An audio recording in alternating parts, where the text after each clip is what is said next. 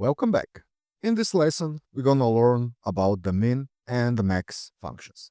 So again, on my employees table on HR schema, I wanna fetch what is the lowest and what is the highest salary of all of the employees. And I can do that with the following query. I just simply call my function min, my parameter salary, and the same for the max, which returns the highest salary. So when I execute my query, I can see the lowest salary is 2,100 and the highest is 24,000. A big difference with the min and max functions when looking at, for example, the sum or the average or the median functions is that the min and max functions can accept not only the number data type, but also character and date data types. So for example, if I want to see when an employee on my employees table was first hired and when was the last one hired, I can do that with the min and max functions.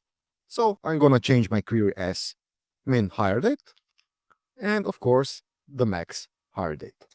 So the min function returns the lowest date, which is in my case 13 January of 2001, and the max returns the highest date, which is the closest to the present or the ones that will be in the future, right? Which is in my case 21st of April 2008.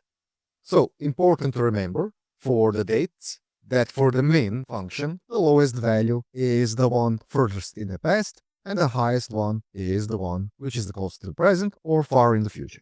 And also I mentioned that the min and max functions can also operate with the character data types. Important note to remember is that, for example, an uppercase letter A has a lower value than the lowercase z. Or if my characters are numbered, remember that, for example, value of 1 is lower than value of 10 when characters, right? But the 10 would be of lower value than 2. So completely the same as when we learned about ordering the results in our queries. This is it for this simple lesson, and see you in the next one.